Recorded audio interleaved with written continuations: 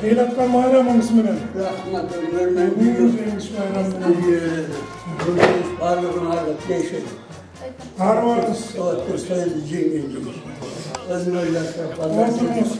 Yeter benim bu. Bana olan İşneke Gül.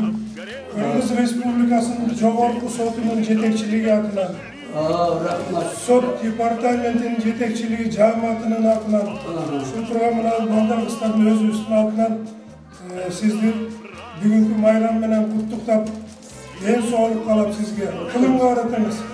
Allah'ın nevere çörelerinin hurmatçılığına eğer olup var olunuz.